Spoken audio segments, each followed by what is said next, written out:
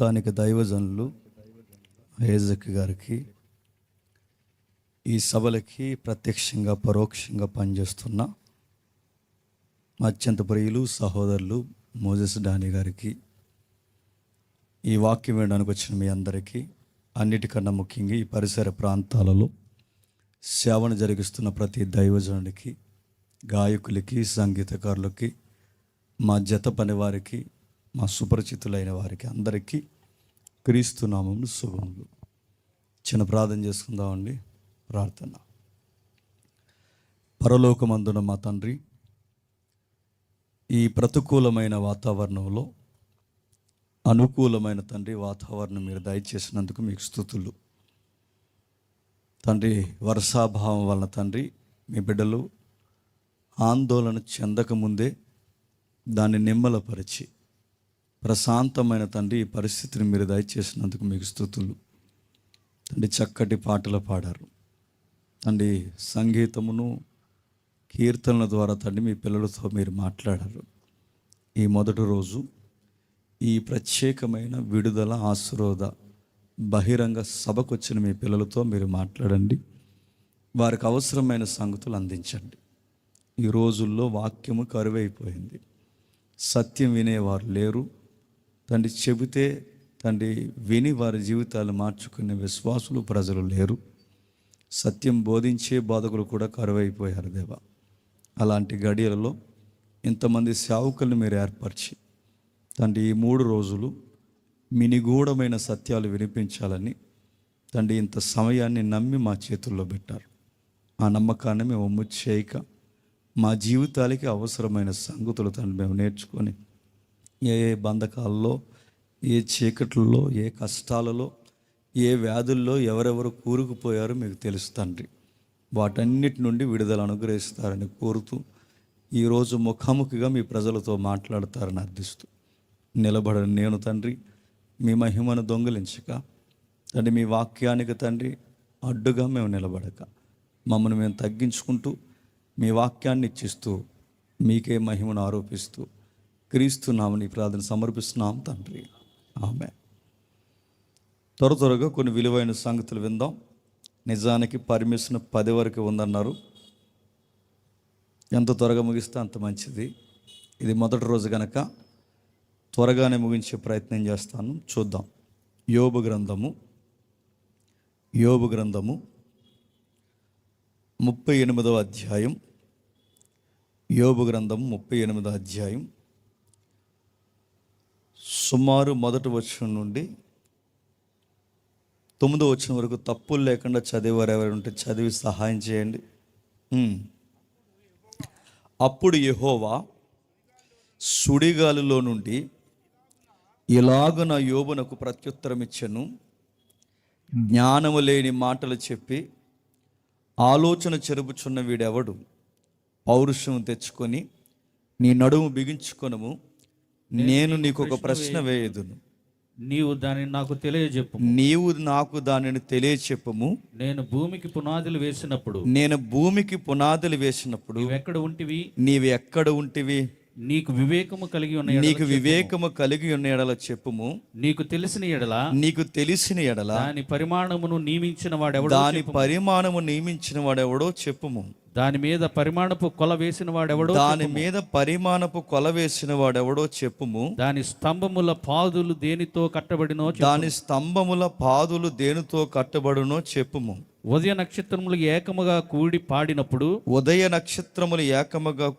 పాడినప్పుడు దేవదూతలందరూ ఆనందించి జయధ్వనులు చేసినప్పుడు దాని మూలరాతిని వేసిన వాడెవడు? సముద్రము దాని గర్భము నుండి పొర్లి రాగా తలుపుల చేత దానిని మూసిన వాడెవడు?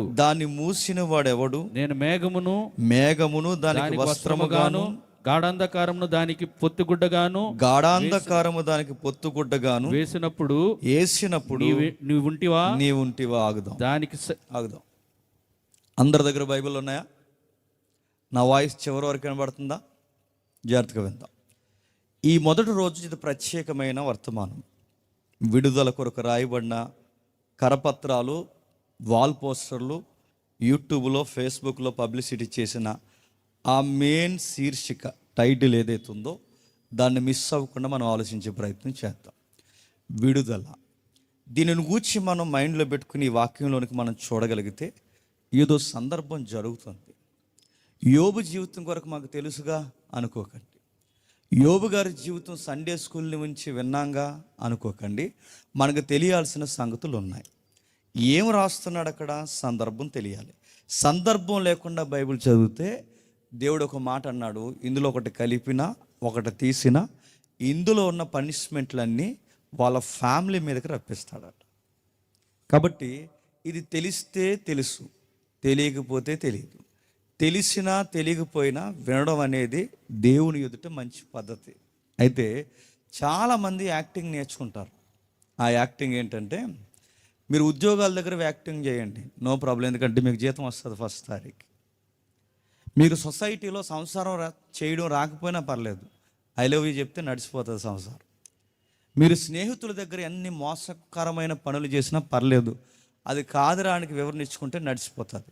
మీరు చూడండి, మీకు తెలియని విషయాల మధ్య మీరు ఎంత ఊగిసలాట ఆడినా అక్కడ తెలియని విషయాలు తెలిసినట్టు యాక్టింగ్ చేస్తే నడుస్తుంది, పర్లేదు. కానీ దేవుడి దగ్గర తెలిస్తే తెలుసు, తెలియకపోతే తెలియదు. ఇప్పుడు ఈ అధ్యాయం చదువు, మనకేం తెలుసు? మన తలకాయ మనకేం అర్థం అవ్వలేదు చదివంగా. క్రైస్తవులతో వచ్చిన బాధ ఏంటంటే తెలియకపోయినా తెలిసినట్టు యాక్టింగ్ చేస్తారు. అందుకే ఏడబ్ల్యూ టాజర్ ఏమంటాడంటే, క్రైస్తవులట అబద్ధాలు ఆడరంట, నైస్గా పాడతారంట. క్రైస్తవులు అబద్ధాలు ఆడరు, పాడతారంటే ఎలా పాడతారంటే, ఎలాది నదులంత విస్తార తైలం నీకు ఇద్దాం అనుకున్నాను, ఎందుకు లేని ఇవ్వడం మానేసామంటమ్మ. దేవుడి కంటే నేను అడుగుతున్నాను, ఏడాది నదులంత విస్తార తైలం ఇవ్వగలవా? నీ బొంద నీ దగ్గర ఒక నదే లేదు, కానీ నువ్వు ఎన్ని ఇస్తానంటావు? వేలద. ఇది ఒక అబద్ధం. మళ్ళీ చెప్తున్నాను, వేలాది పొట్టేళ్ళని ఇస్తాను, నువ్వు ఇస్తావని అడుగుతున్నావు. ఒక పొట్టేలు వద్దు, కానీ ఈ సండే అంటే నెక్స్ట్ సండే చర్చిలో అందరికి భోజనాలు పెడతారంట, నువ్వు పెట్టుబడి పెట్టరండి. ఫేక్. మళ్ళీ చెప్తున్నాను, ఇవన్నీ అబద్ధాలు. అందుకే క్రైస్తవులు అబద్ధాలు ఆడరు, చెప్పండి, పాడతారు. ఇవి ఒప్పుకుంటారా? ఒప్పుకోరు, యాక్టింగ్ చేస్తారు. ఎందుకంటే మనకు వాక్యము తెలియకపోయినా తెలిసినట్టు యాక్టింగ్ చేస్తారు. అదొక మేకపోతే గాంభీర్యం అన్నమాట. అందుకే మన దేవుడి దగ్గర అది వద్దు. మన దేవుడి దగ్గర మనకు తెలిస్తే తెలుసు, తెలియకపోతే తెలియదు. ఏం చెబుతున్నాడు? 38వ అధ్యాయం అర్థం కావాలి అంటే యోబు గ్రంథం యొక్క అవుట్లైన్స్ తెలియాలి. అసలు ఏంటి యోబు గ్రంథం అంటే? తూర్పు దేశాలు ఉన్నాయి, అంటే మన ఆసియా మైనర్ ప్రాంతాలకి ఈ ఈస్ట్ జోన్ ఏదైతే ఉందో ఈ తూర్పు దేశాల్లో డబ్బున్నవాడు అంట యోబు గారు, చాలా గొప్పవాడు. ఎవరొక ఆయన పోలుస్తూ యోబు గారికి చాలా హైఫ్ ఇచ్చి మాట్లాడుతూ ఆయన ఏమన్నాడంటే, మన దేశాన్ని కొనేసేంత డబ్బు ఉంది రిలయన్స్ అంబానీకి, తెలుసు కదా. 5,000 కోట్లు ఎట్టి పెళ్లి చేశాడు కొడుక్కి, 5,000 కోట్లు. ఆ పెళ్ళికి వచ్చిన వాళ్ళు ఎలాంటి వాళ్ళు వచ్చారండి? షారుఖ్ ఖాన్, సల్మాన్ ఖాన్, ఆ ఖాన్, ఈ ఖాన్, బాలీవుడ్ యాక్టర్లు ఎవరైతే ఉన్నారో వీళ్ళు వచ్చి ఏం చేశారంటే ఆ పెళ్ళికి బ్యాండ్ కొట్టారు. అది పెళ్ళంటే. మన పెళ్ళికి బ్యాండ్ డబ్బులు ఇచ్చుకుంటే కొడతారు, వాళ్ళు సెలబ్రిటీలు వచ్చి వాళ్ళ పెళ్ళికి బ్యాండ్ కొట్టారు. ఇంకా ఇంటర్నేషనల్ సింగర్స్ వచ్చారు, WWE ఫైటర్ జాన్ సీనా వచ్చాడు. ఒక్కరేడు రెండేటి మన స్టేట్ మంత్రులు వెళ్ళారు, మన అన్ని రాష్ట్రాల్లో ఉన్న ముఖ్యమంత్రులు, మంత్రులు, ఎంపీలు ఎవరైతే ఉన్నారో అందరూ వెళ్ళారు.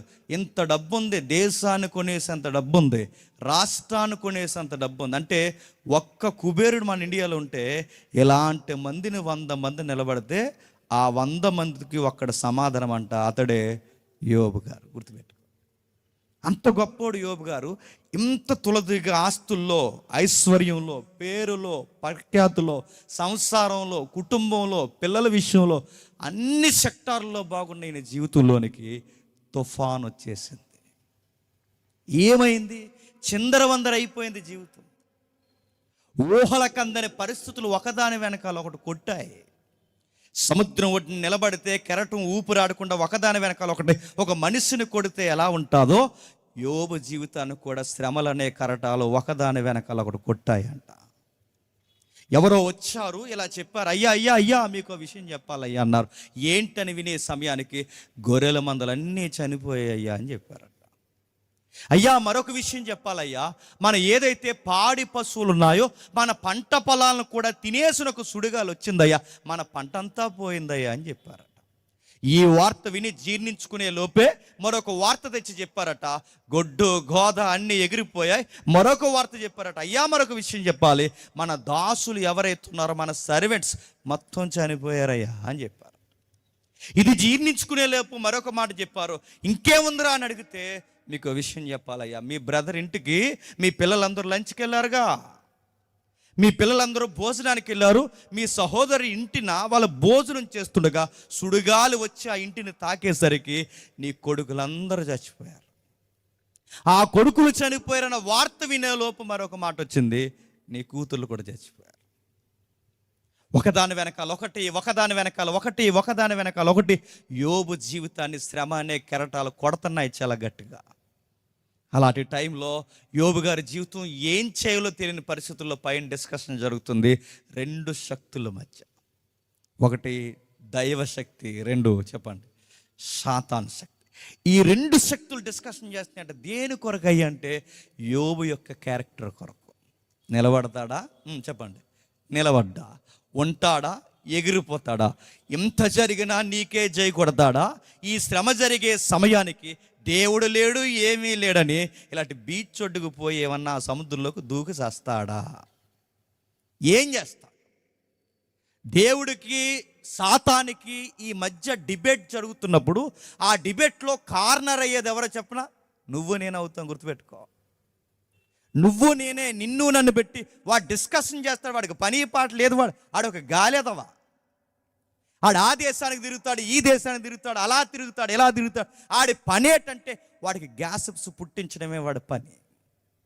వాడు లేని వార్తలు పుట్టిస్తాడు, వాడి కాని వార్తలు పుట్టిస్తాడు, వాడి కంప్లైంట్స్ చేస్తాడు. ఇదిగో వింటివా, ఐజక్ సంఘాన్ని నడిపిస్తున్నాడుగా, ఐజక్ గారు ఆయన ఎవరైతే ఉన్నాడో ఆయన సంఘాన్ని నడిపిస్తున్నాడు. నీ సెలవు ఉంది కనుక నడిపిస్తాడు. ఒకసారి పక్కకి తీ, నీ కృప. ఐజక్ ఉంటాడు, లేదు నేను చూపిస్తా అంటాడు. మోజెస్ డానీ ఎవరైతే ఉన్నాడో ఆ అబ్బాయి ఈ సభ జరిగిస్తున్నాడుగా, ఫస్ట్ డే పర్సన్ గురించి ఎలా ఉంటుందో చూపిస్తా. వాడు క్వశ్చన్ చేస్తాడు, వాడు రేట్ చేస్తాడు. మన ఫెయిత్ని వాడు సెంటర్లో నిలబెట్టి వాడు డిబేట్ చేయడానికి మనల్ని తెర మీదకి లాగుతాడు. వాడు అడుగుతున్నాడు యోబును గూర్చి దేవుడితో, నీ కొడుకు నువ్వు కంచె వేసి నీ రెక్కల చాటును కాపాడి అతగాడికి నువ్వు ఎన్నో చేస్తే నిన్ను స్తుతించకపోతే ఎవరిని స్తుతిస్తాడు? దాసుల్ని తీసేయి, పాడిని తీసేయి, కొడుకుల్ని తీసేయి, కూతుర్ని తీసేయి. అన్నిటికన్నా ముఖ్యంగా ఏం పోయినా మానవుడు ఒకడు పోకూడదని కోరుకుంటాడు. మానవ జీవితంలో ఏం పోయినా ఒకటి మాత్రం పోకూడదు. అదేంటో తెలుసా? ఆరోగ్యం పోకూడదు. అది కూడా తీసేయి. నేను అడుగుతున్నాను, మనకే గనక ఒక వార్త వద్దు కానీ, మళ్ళీ చెప్తున్నాను, ఇన్ని వార్తలు వద్దు కానీ ఒకే వార్త మన కుటుంబంలో జరిగితే మనం ఏమంటాం చెప్పండి? ఇంకెందుకండి ఫాస్టింగ్ ప్రేయర్స్? ఇన్ని వారాలు దేవుని దగ్గరికి వెళ్ళినా డిఎస్సిలో ఒక మార్క్ ఇవ్వలేకపోయాడు. అందుకేనండి ఇంక రేపు నేను చర్చకి రానండి. నీ బోర్డు డిఎస్సికి ఒక మార్క్ ఇవ్వకపోతే వీడు చర్చకి రాడంటే ఇది ఒక శ్రమిడికి. మళ్ళీ అడుగుతున్నాను, కొంతమందికి ఏదైనా తలనొప్పి వస్తే చాలండి యేసుప్రభు మీద కోపం ఇస్తారు. ఏదైనా ఇబ్బంది జరిగితే మళ్ళీ డిమాండ్స్ తెలిసి మధ్య ఎక్కడ లేడు. మరి ఈ పొగరబోతు ప్రార్థనలు ఎలా వచ్చినా తెలియదు కానీ ఇలా కొట్టి నువ్వు ఇస్తావు ఎవడో ఏం చేస్తావు? నడుతూ నువ్వు ఇస్తావంటే నువ్వు పడు, దేవుడు కొన్ని నీకు అనుమతిస్తాడు, నువ్వు పడు. వ్యాధస్తే దేవుడు నమ్మవా? శ్రమ వస్తే దేవుడు నమ్మవా? అనుకున్న ఉద్యోగం రాకపోతే నమ్మవా? నీకు పిల్లలు పుట్టకపోతే నమ్మవా? నీకు అనుకున్న సంతానం కలిసి రాకపోతే నమ్మవా? నీ సంసారం నీకు సమాధానంగా లేకపోతే నమ్మవా? కలిసి వస్తే నమ్ముతావా? బయటోళ్ళు ఆపద మొక్కుల దేవుళ్ళని నమ్ముతున్నారు. ఈ దేవుని కూడా ఆపద మొక్కుల దేవుని చేసావా? ఈ దేవుడు ఏంటో నీకు అర్థమవుతుందా? ఇన్ని సంవత్సరాలు 5 ఏళ్ళ నుంచి చర్చికి వెళ్తున్నావు, 10 ఏళ్ళ నుండి చర్చికి వెళ్తున్నావు. ఏ దేవుడికి లేని ప్రత్యేకత ఈ దేవుడికి ఉంది. ఈ దేవుడికి ఉన్న గొప్పతనం ఏంటో తెలుసా? నిన్ను పరీక్షిస్తాడు. నీ ప్రేమ అలాంటిదో ఆయన చూస్తాడు. ఆయన కాదని ఎవరికి పెద్దపేట వేసినా, ఆయన కాదని దేనికి పెద్దపేట వేసినా, చివరికి నీ హెల్త్ స్కేల్కి పెద్దపేట వేసినా, నీ యొక్క సెల్ఫ్ రెస్పెక్ట్కు నువ్వు పెద్దపేట వేసినా ఆయన ఒప్పుకోడు. ఆయనను మాత్రమే ప్రేమించాలి. ఆ ప్రేమ బయటికి లాగడానికి ఎన్ని కెరటాలు సముద్రం గుండా నిన్ను నడిపించడానికి ఆయన సిద్ధము. ఇలాంటి దేవుడు నీకు అర్థమైతే నమ్ము, నీకు నచ్చకపోతే మళ్ళీ చెప్తున్నాను, చివరి స్థుతులు చెప్పి నా వల్ల అవ్వట్లేదని వదిలేసి వెళ్ళిపో. నేను సీరియస్గా అని చెప్తున్నాను. మీరు చాలామంది ఏమనుకుంటారంటే ఈ దేవుడు అనగానే ఈ నమ్ముకుంటే అన్నీ ఇచ్చేస్తారంటే 3 వారాలు వెళ్తే పని అవుతుంది అన్నారట. ఈ 3 వారాలు పని అవుతుంది, అక్కడ ఎవడో వస్తాడు గాలివాడు మళ్ళీ వచ్చి చెప్తాడు ఇక్కడ 3 వారాలు కదండి 7 వారాలు రండి అంటే అక్కడ పోతావా? ఆ 7 వారాలు కాదు మరొకడు ఏదో చెప్తాడు అక్కడే కదంటే అక్కడ పోతారు. ఎందుకంటే అవసరాల కొరకు లంచాలు ఇచ్చినట్టు తిరిగే ఈ బుద్ధులు ఉన్నవారు దేవుడి దగ్గర పని అవ్వకపోతే రేపు పొద్దున్న బయట నుంచి ఎవడో వచ్చి ఇక ఈ దేవుడి వల్ల పని అవ్వదండి మా దేవుడి దగ్గర రండి అంటే పోరా? ఎందుకు పోరో బేసిక్గా పోతారు. నేను మళ్ళీ అడుగుతున్నాను, ఈ దేవుడిని అర్థం చేసుకోవడం రావాలి. ఈ దేవుడు మాట్లాడుతున్నాడు యోబుతో. ఏం జరిగింది? యోబు జీవితంలో చాలా కఠినమైన పరిస్థితులు వచ్చేసాయి. ఏం పోయినా పర్లేదు, కానీ తన ఆరోగ్యం పోయింది. ఎంతగా పోయిందంటే ఆ పక్కనున్న పెంకులు తీసుకుని గోక్కుని ఆ కింద కూర్చుని ఆ బూడిది చల్లుకొని ఎంత బాధపడాలి అంత బాడి కన్నీరు వేర్లై పారేసి కన్నీరు ఆవిరైపోయిందంట. ఆ టైంలో ఎవరున్నారు? కొడుకులు లేరు. ఆ టైంలో ఎవరున్నారు? కూతురు లేరు. ఆ టైంలో ఎవరున్నారు? స్నేహితులు లేరు. ఆ టైంలో ఎవరున్నారు? ఆ ఉండాల్సిన ఆవిడ కూడా దగ్గర లేదు. ఆవిడందిగా మేడం గారు, ఆవిడేమంది? ఇంక ఏ పాయింట్ లేనట్టు ఒక పాయింట్ అంది, ఇంక దేవుడు అని. ఇంక దేవుడు అంత వ్యవహారం అంత ఎందుకు కానీ ఆ దేవుడి వల్లే నీకు ఇంత చిత్రవద గురవుతున్నావు, ఆ దేవుడిని దేశించి వెళ్ళిపో అంది. ఆవిడ అలా అండం నేను తప్పని అన్నగాని తన భర్త పడుతున్న బాధలు ఆవిడ చూడలేకపోతుంది. ఏడా దేవుడేడి? ఈ శ్రమను కొడుకుని తీసుకెళ్ళిపోయాడు, కూతుర్ని తీసుకెళ్ళిపోయాడు, పంటను తీసుకెళ్ళిపోయాడు, దాసులు తీసుకెళ్ళిపోయాడు, చివరికి నీ ఆరోగ్యాన్ని ఇంకా దేవుడు అంటావు. ఆ దేవుడేడి? నీకు విడుదల లేదా నీ జీవితానికి? ఒకేసారి ఇన్ని బాధలైతే ఎలా కుదురుద్ది? నేను చూడలేకపోతున్నా మీరు పడుతున్న బాధని, మీ ముఖాన్ని నేను అలా ఎదుర్కోలేకపోతున్నా. బాధపడిపోయి తన మాటలు తాను పలుకుతుంది. ఎందుకంటే బాధల్లో కొన్ని మాటలు ఎందుకు పలుకుతాం కూడా తెలియదు. ఇలాంటి మాటలు పలుకుతున్నప్పుడు స్నేహితులు వచ్చారంట.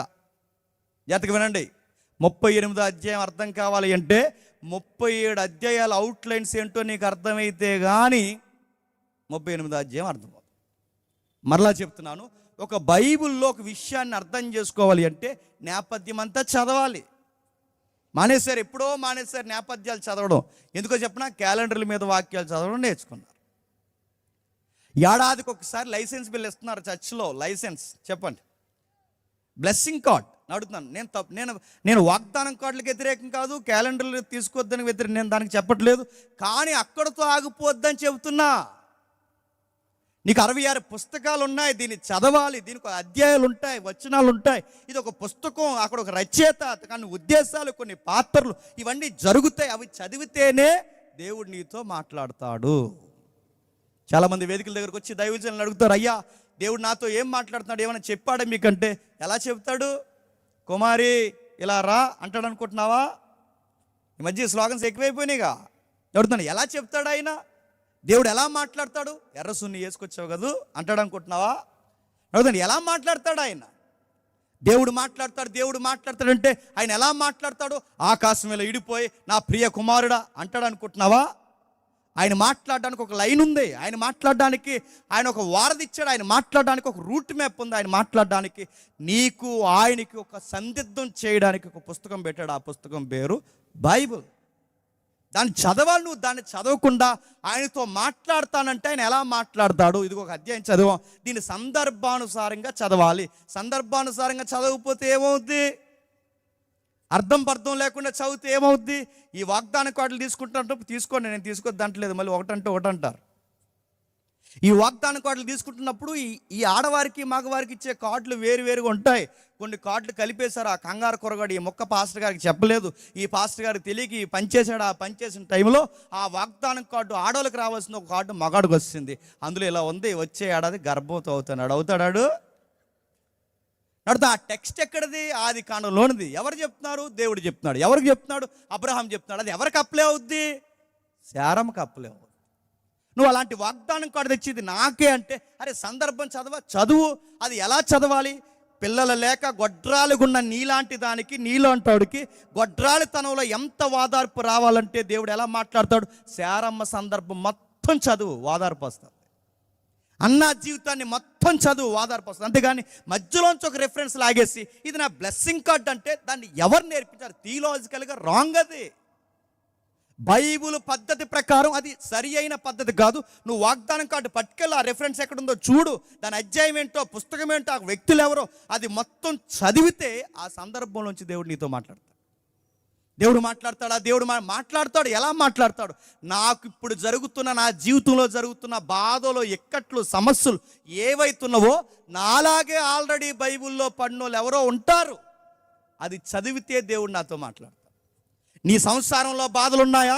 నీలాగే సంసారంలో బాధలు పడిన కొన్ని కుటుంబాలు బైబిల్లో ఉన్నాయి. అది చదువు, నీ సంసారానికి సమాధానం అక్కడ దొరుకుద్ది. మనం ఎలా దేవుడు మాట్లాడతాడంటే, మనకన్నా ముందు దుష్టాంతాలుగా బాధలు పడిన వారు ఉన్నారు. వాళ్ళ జీవితాలు చదివితే మనకు అర్థమవుద్ది. శ్రమల, బాధల, వ్యాధుల, మరణాల, కష్టాల, ఆస్తి నష్టాల, ఆరోగ్య సమస్యల ఎన్నైనా వాటన్నిటికీ రాత్రికి నీకు విడుదల చెప్పే సమాధానం యోబు జీవితాన్ని చూడు. ఏముంది యోబు జీవితంలో? సుమారు 37 అధ్యాయాలు. 3 స్నేహితులు వచ్చారు. బాధపడుతున్నాడు. కొడుకులు లేరు, కూతురు లేడు, భార్య లేదు, ఉండాల్సిన దాసులు లేరు, ఎవ్వరు లేరు. ఒక్కడ కూర్చుని, ఆ బూడిదలో కూర్చుని అలా ఏడుస్తుండగా ఈ 3 స్నేహితులు వచ్చారు. వచ్చి ఏం చేశారు? ఈ స్నేహితులు ఎలా చెప్పినా సమాధానపరచాల్సిన స్నేహితులే ఇంకా కృంగదీసేశారు. మన ఇంట్లో ఎవరైనా చనిపోయినా, మన బాధల్లో ఉన్నా, కొంతమంది మన చుట్టం పట్టం, ఎదురింటి ఎల్లమ్మ, పక్కింటి పుల్లమ్మ వస్తారుగా. ఈ స్నేహితులు, పక్క చుట్టాలు, వీళ్ళందరూ వస్తారుగా. వీళ్ళకి నిజంగా వాదార్చన వచ్చా మన ఇంటికి వచ్చి మన వేసిన టెంట్లలో కూర్చొని మనం పెట్టిన సమోసాలు తినేసి టీ తాగేసి మన ఫ్యామిలీ మీద కామెంట్లు చేస్తారు ఈ బ్యాచ్ అంతా, కాదా? మన ఇంట్లో ఇన్నే శ్రమలు ఒకేసారి వస్తే వీళ్ళ బయటకు వచ్చి మాట్లాడి చెప్పినా ఏదో చేశారండి వీళ్ళ దేవునికి వ్యతిరేకంగా అనరు. మనకి ఏదైనా నష్టం వస్తే వీళ్ళు ఏమంటారు చెప్పండి? మన నష్టం వచ్చి మనం బాధపడుతుంటే వీళ్ళు ఏదో చేశారండి అందుకనండి ఇన్ని నష్టాలు వీళ్ళకి అనరు. మీరు ఎక్కడ చూడండి, ఈ మనుషులకి వాదార్చడం రాదు, ఈ మనుషులకి మాట్లాడడం రాదు, ఈ మనుషులకి సమాధానం చెప్పడం రాదు.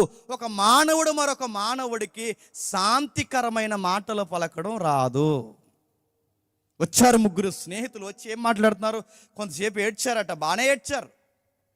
అతని బాధను వీరి బాధగా తీసుకున్నారు, అతని శ్రమను వీరి శ్రమగా వాయినితో పాటు బూడిదలో కూర్చున్నారు.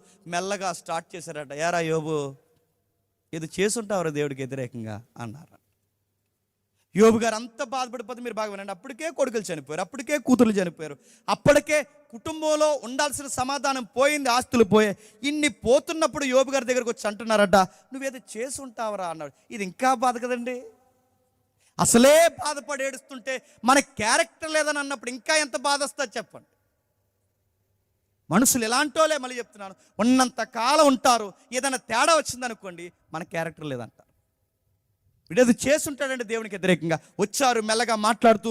సుమారు 3 ప్రసంగాలు చేశారంట. వచ్చినోళ్ళు వాదార్పు ఇచ్చి కన్నీళ్ళు తుడిసి బాధపడకరా మేము ఉన్నామన్న మాట ఒకటే, కానీ వీళ్ళు వచ్చినోళ్ళు ఏం చేస్తారంటే ప్రసంగాల మీద ప్రసంగాలు. వీళ్ళ ప్రసంగాలన్నీ ఎవరికి సపోర్టో తెలుసా? యోబుకి సపోర్ట్ కాదు, దేవుడికి సపోర్ట్ చేస్తారు.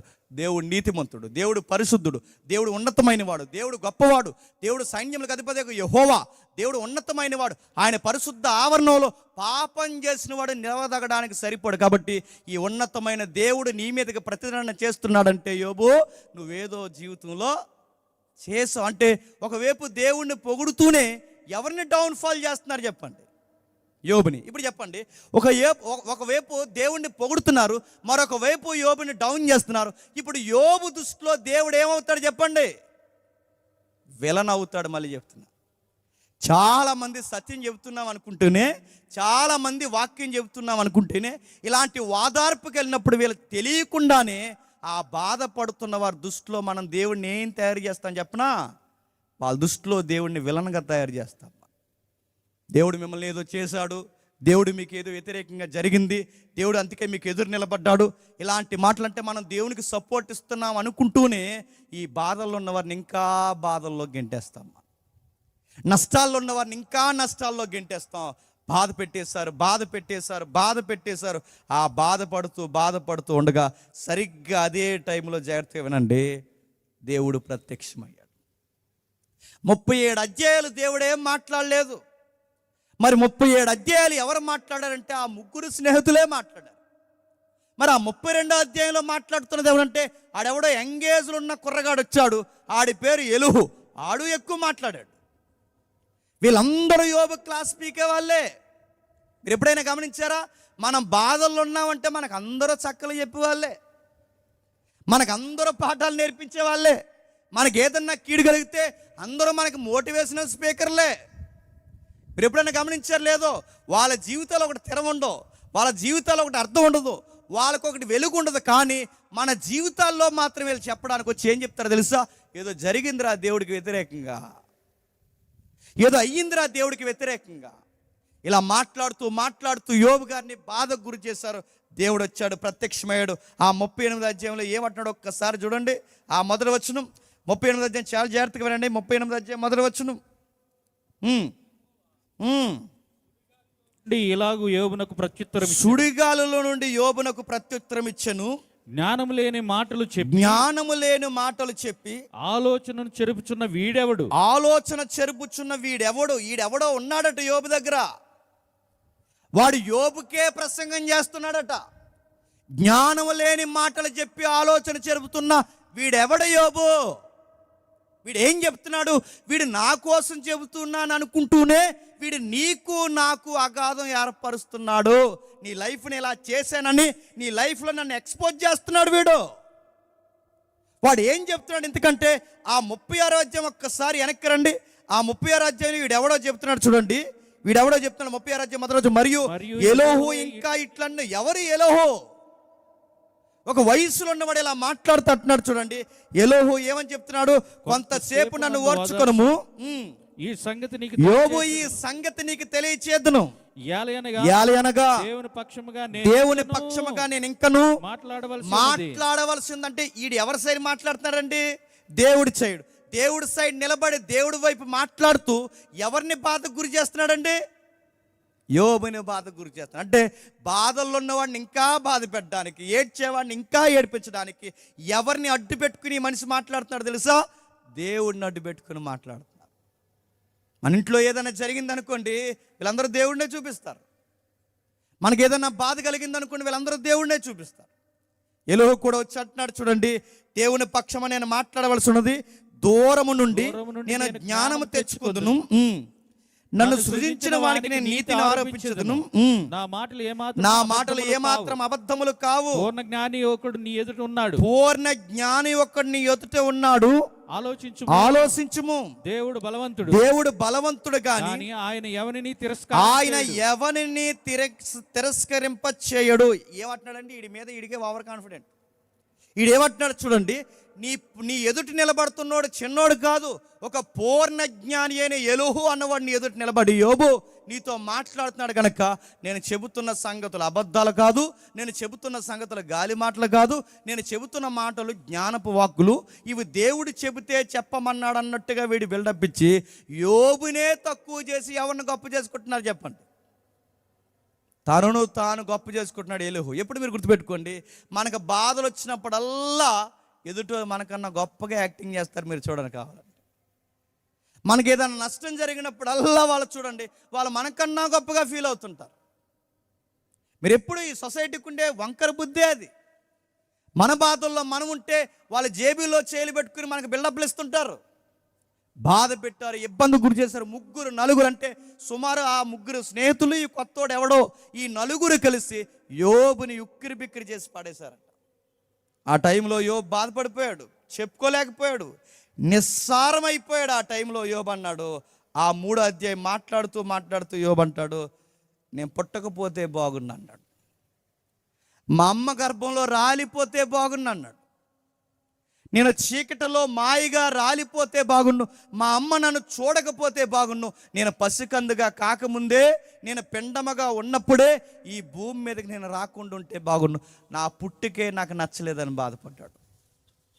ఒకవైపు శ్రమలు, మరొక వైపు బాధలు, ఇటువైపు సూటుపోటి మాటలు, స్నేహితులు, ఇన్ని బాధలు తట్టుకోలేక యోబు అన్నాడు, నా లైఫే వేస్ట్ అబ్బా అనేసాడు ఆయన. అంతే, నా జీవితం వేస్ట్. ఎందుకంటే నన్ను అర్థం చేసుకోవాల్సిన వారే నన్ను అర్థం చేసుకోకపోతే నేను ఇంకెవరికి చెప్పుకోను.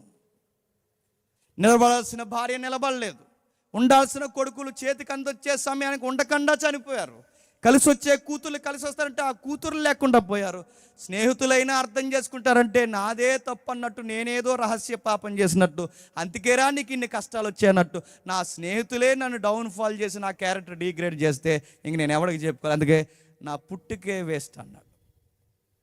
ఇన్ని విన్న దేవుడు సింహాసనం మీద కూర్చుని గడ్డం కింద చేయబెట్టుకుని దేవుడు చూశాడు.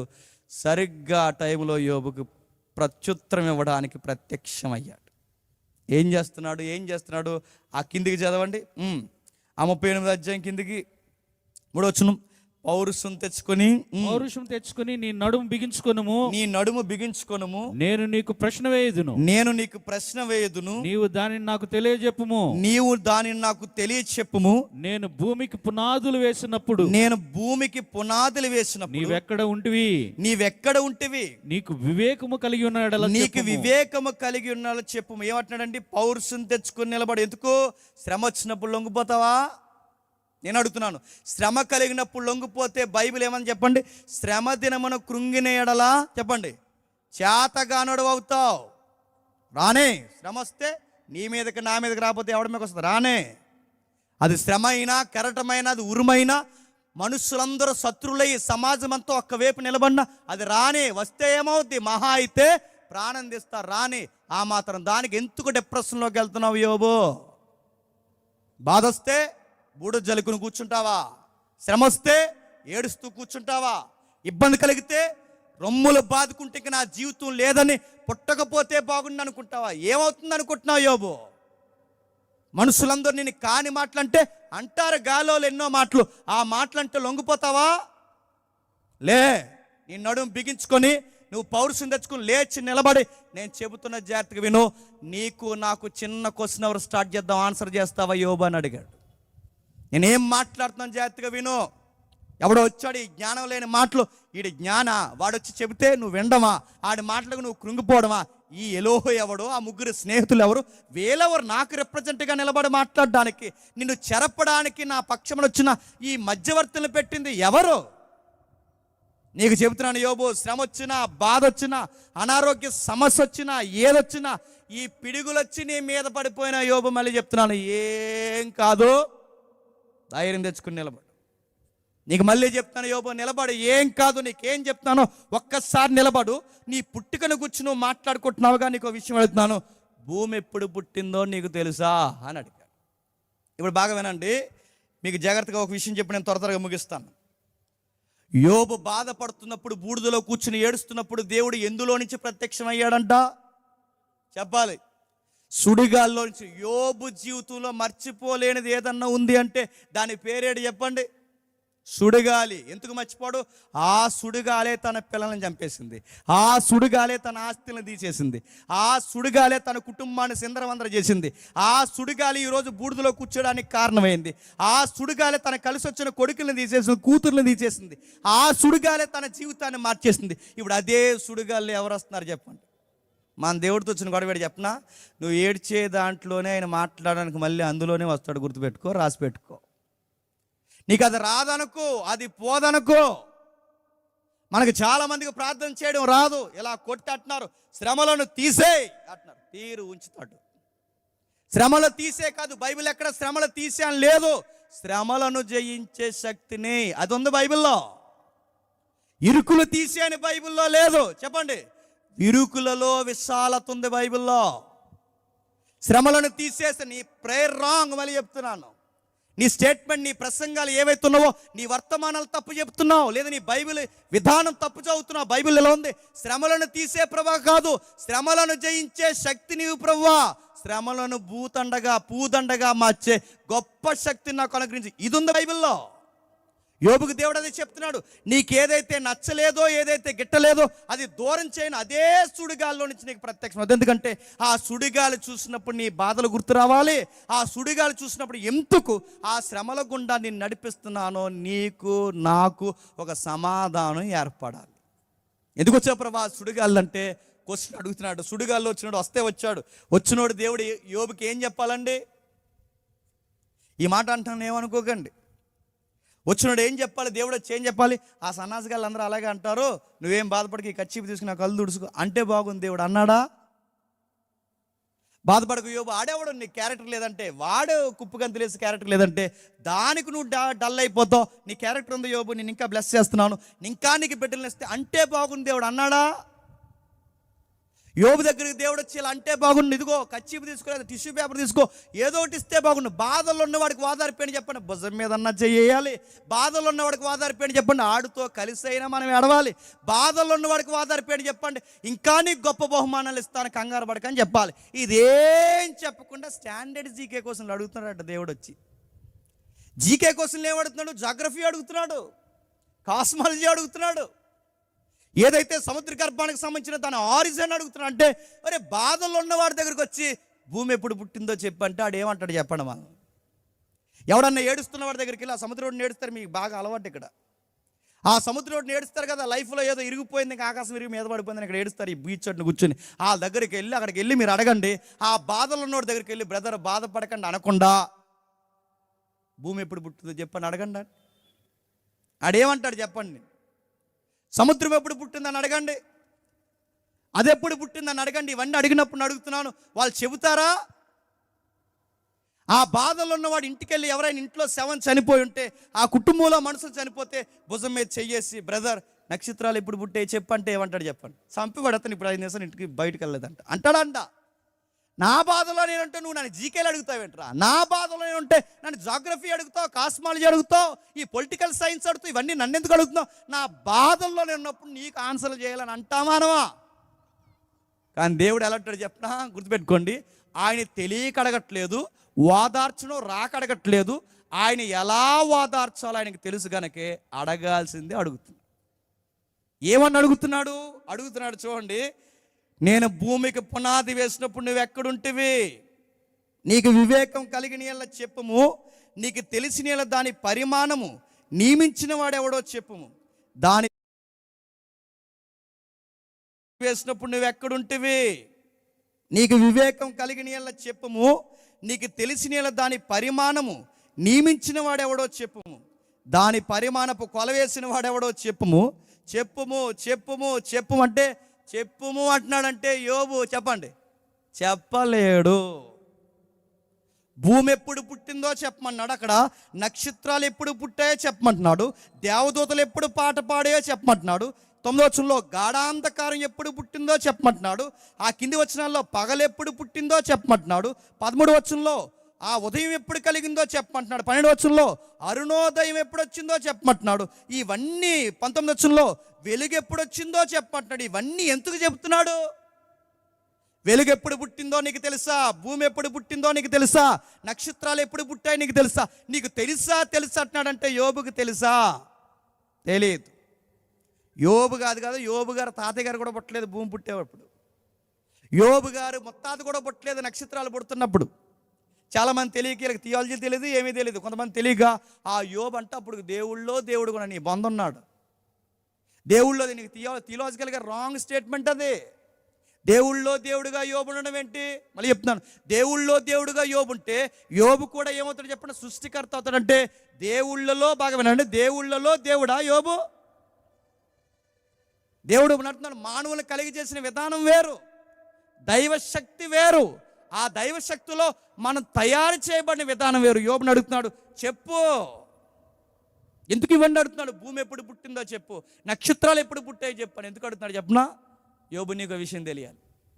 భూమి ఎప్పుడు పుట్టిందో నీకు తెలియదు, నక్షత్రాలు ఎప్పుడు పుట్టాయో నీకు తెలియదు.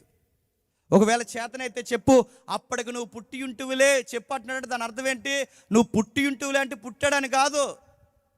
ఈ మాట నేను ఉపయోగించవచ్చో లేదో నాకు తెలియదు, కానీ మీకు అర్థం కావడానికి ఉపయోగిస్తున్నాను. యోబుకి సెటైర్ వేస్తున్నాడు దేవుడు. ఏమనుకుంటున్నారు? తాత దగ్గరికి వెళ్ళి మనవాడు అన్నాడట, అలా దొగ్గకూడదు అన్నాడంట. అంటే తాత ఏమంటాడు చెప్పండి? అవునరా నువ్వు నాకన్నా చెప్పండి ముందు పుట్టు అంటాడంటే నిజంగా పుట్టాడానా? ఆ మాటకి అర్థం అది కాదు, ఆడు పుట్టలేదని. యోబు గారిని కూడా అప్పటికి పుట్టావులే అంటున్నాడంటే పుట్టాడని కాదు, నువ్వు అప్పటికి పుట్టలేదు. భూమి ఎప్పుడు పుట్టిందని ఎందుకు అడుగుతున్నాను తెలుసా యోబు? అసలు భూమి అనే వ్యవస్థ నీకు తెలియాలి. నీ సంసారం ఎంత, నీ జీవితం ఎంత, నీ కుటుంబం ఎంత, నీ దేశం ఎంత, నీ పనులు ఎంత, నీ పిల్లలు ఎంత, ఇదంతా ఎక్కడ? తూర్పు దేశాల్లో ఒక దేశం ఉంది. కొన్ని దేశాలు కలిస్తే అది ప్రపంచం. ఆ ప్రపంచాన్ని మోసేది ఒక భూమి. ఆ భూమి ఎక్కడ తిరుగుతుంది? ఇది శూన్యంలో తిరుగుతుంది. ఆ శూన్యంలో తిరుగుతున్న భూమిని కొనకక నిద్రపోక తిప్పుతున్నా నేను ఒకనున్నానన్న సంగతి నీకు తెలుసా? భూమి గాల్లో ఉంటేనే దేశాలు ఉంటాయి. దేశాలు ఉంటేనే నీ దేశం ఉంటుంది. నీ దేశం ఉంటేనే అందులో నీ రాష్ట్రం ఉంటుంది. ఆ రాష్ట్రం ఉంటేనే అందులో నీ జిల్లా, ఆ జిల్లా ఉంటేనే పంచాయతీయో మున్సిపాలిటీ ఏదో ఒకటి, అందులో తాలూకా ప్రాంతం, ఆ కింద ఒక ఈది, ఆ ఈదిలో 4 ఇల్లులు, ఆ ఇంట్లో నువ్వు, నీ బాధలు. ఈ బాధలన్నీ తెచ్చి దేవుడి ఎదురు పెట్టి ఇక ప్రపంచంలో ఏ బాధలు లేనట్టు, దేవా చూస్తున్నావా, చూడడం మర్చిపోయావా? ఇది ఒక ప్రేయరు. దేవుడు అన్నాడు, ఎలా చూసి నా వైపు చూడటం కాదు యోబు, పైనుంచి రా పిక్చర్ ఏంటో చూపిస్తా అన్నాడు. అంటే నువ్వు బాధల్ని ఎలా చూస్తున్నావు కనుక నీదే బాధ అనుకుంటున్నావు. అసలు ప్రపంచం ఎలా ఉందో ఒక బిగ్ పిక్చర్ చూపిస్తాను రా. ఈ భూమి మీద ఇన్ని దేశాలు, కుటుంబాలు, రాష్ట్రాలు, జిల్లాలు, వ్యవస్థలు పనిచేస్తుంటే ఈ బాధల్లో నీ బాధ ఎంత యోబు చెప్పు అని అడిగాడు. ఈ బాధల్లో నీ బాధ ఎంత? మళ్ళీ అడుగుతున్నాను, భూమి పుట్టక ముందు నేనున్నా, భూమి పుట్టినప్పుడు ఉన్నావా, చీకటి పుట్టినప్పుడు ఉన్నా. ఈ పుట్టుకల కోసం దేవుడు ఎందుకు అడిగాడు తెలుసా? అసలు నేను పుట్టకపోతే బాగుండన్నావే, నేను పుట్టకపోతే బాగుండన్నావే. నువ్వు పుట్టాలంటే ఈ నేల ఉండాలి, ఈ భూమి ఉండాలి. అసలు భూమి పుట్టకపోతే నువ్వు ఎక్కడ పుడతావు చెప్పు. 3వ అధ్యాయంలో ఏం ప్రశ్నించుకున్నాడు? చీకటిలో నేను రాలిపోతే బాగుండన్నాడు, వెలుగు చూడకపోతే బాగుండన్నాడు, భూమి మీద నేను పుట్టకపోతే బాగుంది దేవుడు అన్నాడు. అసలు నువ్వు పుట్టుక కోసం మాట్లాడుతున్నావు. భూమి ఎప్పుడు పుట్టిందో తెలుసా? నక్షత్రాలు ఎప్పుడు పుట్టే తెలుసా? ఇవన్నీ ఎందుకు పుట్టే తెలుసా యోబు? నీ కోసం, నీ కోసం, నీ కోసం, మీ అందరి కోసం పుట్టే. ఇంత వ్యవస్థని నేను నడిపించి, ఈ వ్యవస్థని నేను నడిపించి కంటికి రెప్పలా ఎప్పటికప్పుడు మేము కాపాడుకొని మీలో ఉన్న చిన్న చిన్న లోపాలు తీసి నా ఎదుట నిర్దోషులుగా, పరిశుద్ధులుగా నిలబెట్టుకోవాలని నేను ఇంత ప్రణాళిక కలిగుండి నా వైపు చూసి విశ్వాసంతో, దేవా మాకు కలిగినను కలగకపోయినను, మమ్మల్ని రక్షించినను రక్షించకపోయినను నువ్వు గొప్ప దేవుడివే సజీవుడు అని నీవు నా వైపు చూస్తావని నేను నీ వైపు చూస్తే ఈ సాతానుగాడు పెట్టిన శ్రమలకు లొంగుతున్నావా యోబు? చెప్పు. పౌరుషం తెచ్చుకున్నాడు కట్టుకో అన్నాడు. ఇప్పుడు చెప్పండి, యోబుని దేవుడు ఎందుకు జీకే క్వశ్చన్ అడుగుతున్నాడు తెలుసా? అది పుట్టినప్పుడు నీ ఉంటువంటే దేవుడు అంటున్నాడు, భూమి పుట్టక ముందు మీ తాత లేడు, మీ ముత్తాత లేడు, నువ్వు లేవు, ఎవ్వరు లేరు. కానీ భూమి పుడుతున్నప్పుడు ఎవరున్నారు? నేనున్నా. నక్షత్రాలు పుడుతున్నప్పుడు మీ ముత్తాత ఉన్నాడా? నువ్వు ఉన్నావా? లేరు. మరి ఎవరున్నారు? నేనున్నా. వెలుగు పుడుతున్నప్పుడు ఎవరున్నారు? నేనున్నా. చీకటి పుడుతున్నప్పుడు ఎవరు? నేనున్నా. ఈ సముద్రాలు పుడుతున్నప్పుడు ఎవరు? నేనున్నాను. అంటే ఆ రోజున్న వాడిని నిన్నున్నా, నిన్నున్న వాడిని ఈ రోజున్నా, నీ రోజున్న వాడిని రేపుంటా. ఎల్లకాలము యోబు నీతో నేనుంటా, లేచి నడుం కట్టుకో అని చెప్తున్నాడు. రా, బయటికి రా, విడుదల. నీకు చెబుతున్నా, శ్రమలో కూరుకుపోకు, వ్యాధుల్లో కూరుకుపోకు, నష్టాల్లో కూరుకుపోకు, ఇబ్బందుల్లో కూరుకో. నేను చెబుతున్నాను యోబు, నీకెంత శ్రమ వచ్చినా బయటికి రా. జీవితాన్ని మార్చేసే నేనున్నానని మర్చిపోకు.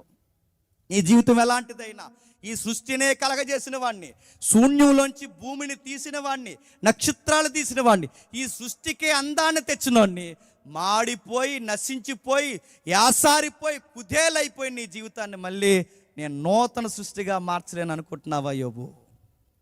భూమినే తెచ్చిన వాడిని, నక్షత్రాలే తెచ్చిన వాడిని, వెలుగునే తెచ్చిన వాడిని, గాన ప్రతిగానాలతో భూమికి పునాది వేసిన వాడిని మళ్ళీ నీ జీవితానికి నేను పునాది వేయలేనా? నా వైపు చూడాలన్నాడు. బయట ఒక డైలాగ్ ఉండేది, ఎంతమంది గుర్తుందో? నేను ఉన్నా వాళ్ళు ఉన్నారో విన్నారో కూడా కనబట్టలేదు ఈ మధ్య. నేను అడుగుతున్నాను, వీళ్ళు బయట బాగుంటేమో కానీ నిజంగా నేను చెప్తున్నాను, దేవుడు వింటాడు, ఆయన ఉంటాడు, ఎల్లకాలం మన జీవితాన్ని ఆశీర్వాదకరంగా మారుస్తాడు. ఆయన ఉన్నాడంటే యోబు జీవితంలో నడుతున్నాను. యోబు పడినన్ని బాధలు నువ్వు పడ్డావా? ఈ మాత్రం దానికి మనం ఎంత డిమాండ్ ప్రేయర్సో మనకి ఇలా నిలబడి మన బాధలు ఏంటి చెప్పినా, మనకి ఏదైనా శ్రమలు వస్తే నేను ముగిస్తున్నాను, మనకి ఏదైనా బాధలు వస్తే మన ప్రేయర్ ఏంటో చెప్పిన, యోబు గారి తర్వాత ఇంక ఈ ప్రపంచంలో అలాంటి బాధలు ఎవడన్నా పడ్డాడంటే చెప్పండి. నేనన్న ఫీలింగ్లో బాగుతా, అంత సీన్ లేదు మనకు. యోబుకి మనకి చాలా తేడా ఉంది. యోబు గారికి మనకి చాలా తేడా ఉంది. అడుగుతున్నాను, యోబు బాధలు పడితేనే దేవుడు అన్నాడు నీలో లోపం ఉంది, అందుకే దేవుడు కొట్టాడు. కొన్నిసార్లు శ్రమలు ఎందుకు అనుమతిస్తాడంటే మన మేలు కొరకే అనుమతిస్తాడు. శ్రమని అగ్నితో పోల్చారు కామెంటరీ రాసిన వాళ్ళందరూ. శ్రమని ఎవరైతే బైబిల్ వక్తలు పండితులు ఉన్నారో వాళ్ళందరూ వ్యాఖ్యానం రాస్తున్నప్పుడు శ్రమని అగ్ని వంటి దానిగా పోల్చారు. అగ్నితో వచ్చిన గొడవ ఏంటో తెలుసా? ఆ అగ్ని నీకు దగ్గరకు వచ్చినప్పుడు నువ్వు మట్టిగా ఉన్నావు అనుకో, నువ్వు మట్టి అయితే అగ్ని దగ్గర గట్టిగా అయిపోయి రాలిపోతావు. అదే నువ్వు మైనువులాగా మెత్తకున్నావు అనుకో, శ్రమ దగ్గర కరిగిపోతావు. అదే మట్టిలో బంగారంలో నీ దగ్గరికి అగ్ని లాంటి శ్రమలు వస్తే మెలమెల మరిసిపోయే స్వర్ణం అయిపోతావు. గుర్తుపెట్టుకో, శ్రమలు రానివ్వాలి. మళ్ళీ చెప్తున్నాను, ఇబ్బందులు రానివ్వాలి, కావాలని ఆహ్వానించాలి. దేవా ఎన్ని శ్రమలు ఇచ్చినా నేను తట్టుకుంటాను ప్రభువా అని అడగాలి. దేవుడు కావాలని కొన్ని శ్రమలు మన జీవితంలోనికి పర్మిషన్ ఇచ్చి మరీ తీసుకొస్తాడు. మన దేవుడు ఎలా అంటాడంటే, ఆయన సెలవు లేకుండా తల వెంట్రుకల్లో చెప్పండి ఒక ఎంట్రు కూడా ఓడదన్నాడు ఆయన. అంటే ఇప్పుడు ఈ వ్యాధి వస్తుంది, బాధ వస్తుంది, ఇవన్నీ వస్తున్నాయంటే మన లైఫ్లోకి ఎవరు పర్మిషన్ ఇస్తున్నారు చెప్పండి? ఈ శ్రమలకి చెప్పండి. శ్రమలకు పర్మిషన్ ఇచ్చేది ఆయనే, మళ్ళీ మన జీవితాలకి విడుదల ఇచ్చేది కూడా ఆయనే. ఈ రెండు ఎందుకు చేస్తున్నాడు ప్రభు అంటే, మన కొన్ని కుప్పగని దేశాలు ఉంటాయి, అవన్నీ అనగాలి అంటే చెప్పండి కొన్ని శ్రమలు మన జీవితంలోనికి రావాలి. అలా ఎలా ప్రభు అంటే, ఒక ఉదాహరణ చెప్పి నిజంగా చెప్తున్నాను, ముగిస్తా. చిన్నప్పుడు మన పిల్లలు కుదురుండరు, ఏదో ఉంటారు కందిరేగలు. కుదురుగా ఉండరంటే ఆ ప్లగ్లో ఏలాడతాడు, ఈ ప్లగ్లో ఏలాడతాడు, అందులో ఏలాడతాడు, ఇందులో అన్ని తొంటర పనులు ఆడికి.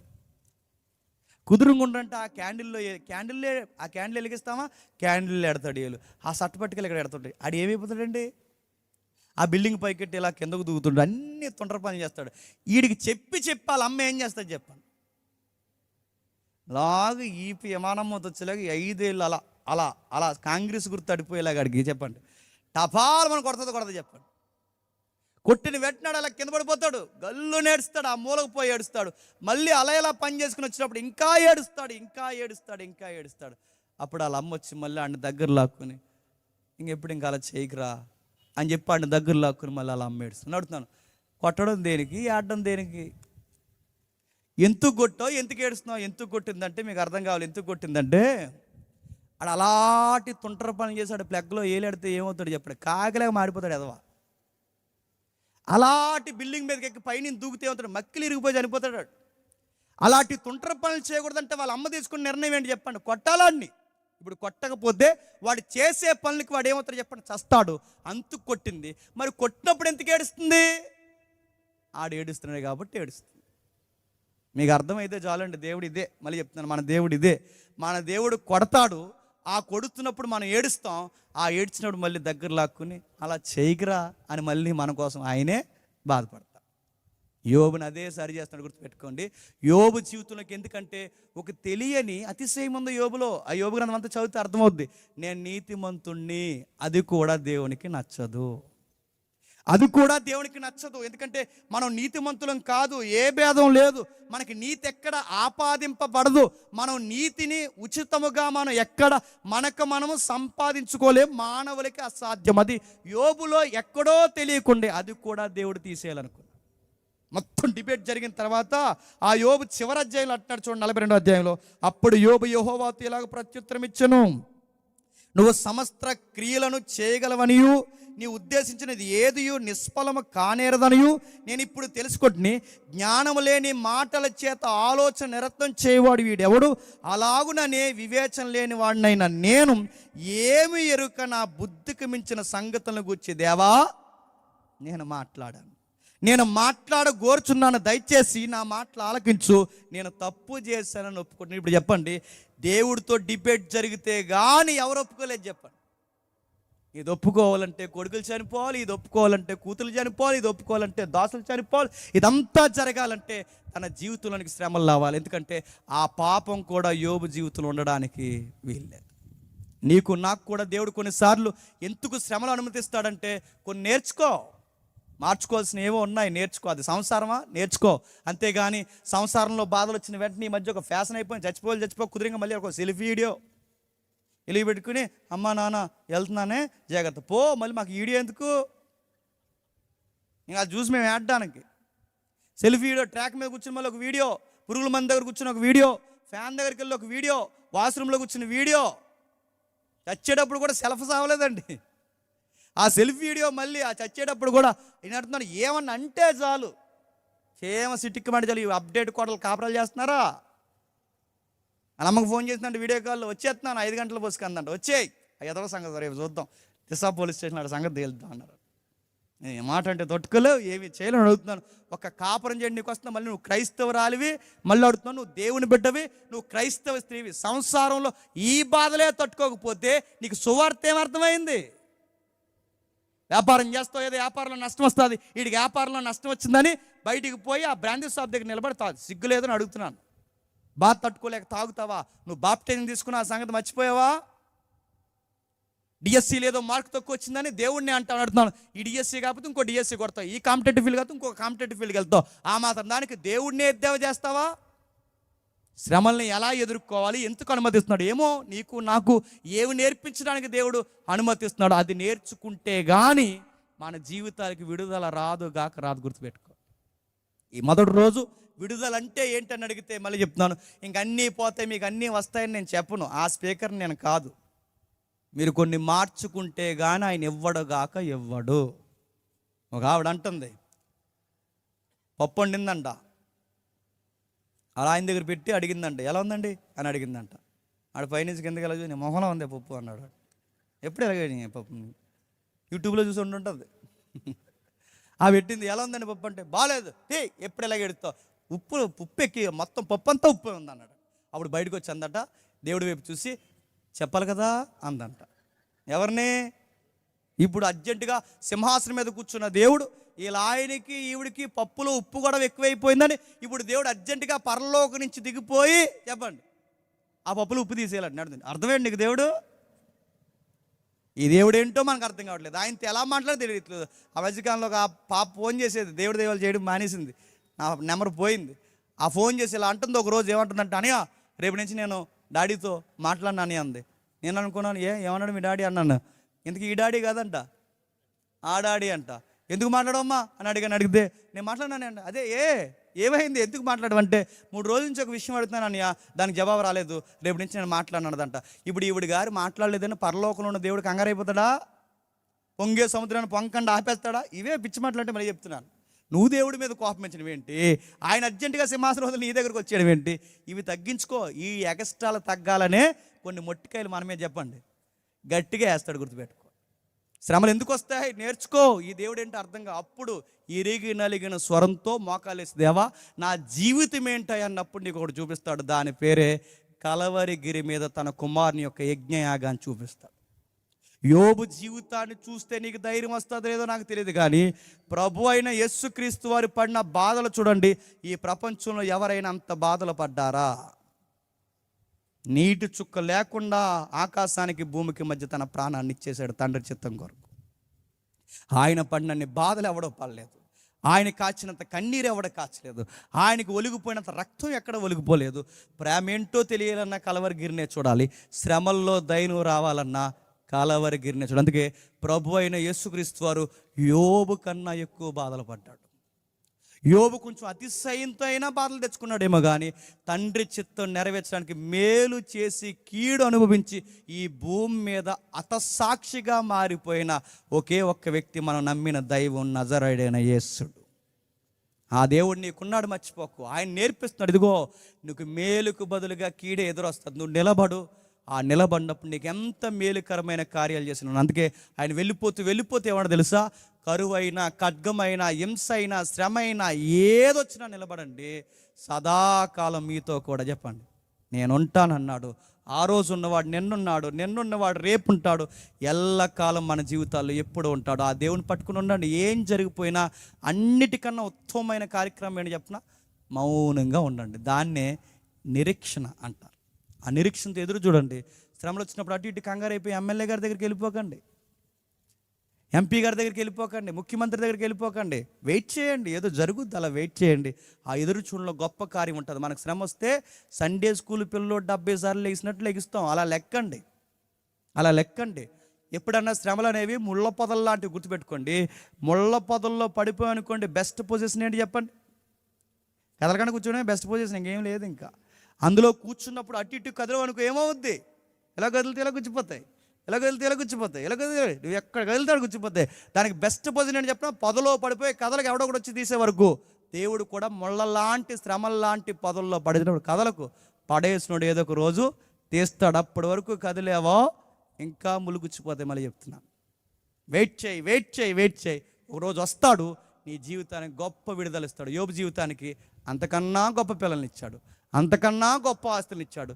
మళ్ళీ తన భార్యని ఆశీర్వాదకరంగా మార్చాడు. ఆ దీవెనని మీ అందరికీ దేవుడు ఈ మొదటి రోజే సమాధానకరంగా అనుగ్రహించును గాక. Amen, amen, amen, amen. ప్రార్థన చేద్దాం. ప్రేమగల తండ్రి, కృపగల దేవ, ఎందరికీ సంగతులు అర్థమయ్యో తెలియదు తండ్రి. మా జీవితాల్లోనికి విడుదల రావాలి అంటే కొన్ని శ్రమల గుండా మేము నడవాల్సిందే, మేము నేర్చుకోవాల్సిందే. అవి మాకు అర్థమైన రోజు తండ్రి మా జీవితాన్ని ఉన్నతంగా మీరు మారుస్తారు తండ్రి. మీరు గొప్ప దేవుడు. శ్రమల్లో కూడా మాకు ధైర్యం ఉంటారు తండ్రి. అది ఎదుగుతున్నది ఎర్ర సముద్రమైనా, అది తుఫాన్ అయినా, అది సుడిగుండమైనా, ఏదైనా తండ్రి మీ అనుమతి లేనిదే ఏది జరగదు తండ్రి. మీరు మాతో ఉంటే అది సముద్రమైనా పాయలైపోతుంది, అది వర్షాభావమైనా ఆగిపోతుంది, అది వ్యాధులైనా సమస్య పోతాయి. సర్వ కార్యములని సమృద్ధిగా మీరు మార్చేస్తారు తండ్రి. అలాంటి ధన్యకరమైన విశ్వాసము తండ్రి ఈ మొదటి రోజు విన్న వారందరికీ మీరు అనుగ్రహిస్తారని కోరుతూ, గాయకుల్ని, సంగీతకారుల్ని, జత పని వారిని, వేదిక మీద ఉన్న దైవజనుల్ని, నడిపిస్తున్న అధ్యక్షుల వారిని, పెద్దల్ని అందరినీ మీ చేతులకు అప్పగిస్తున్నాం. ఎవరైనా ఈ మాటలు విని మా మీద చెడ్డ మాటల పలికి మమ్మల్ని శత్రులుగా భావిస్తే క్షమిస్తారని కోరుతూ అందరినీ మీ చేతులకు అప్పగిస్తూ క్రీస్తునామని ప్రార్థన సమర్పిస్తున్నాం తండ్రి. Amen, amen, amen.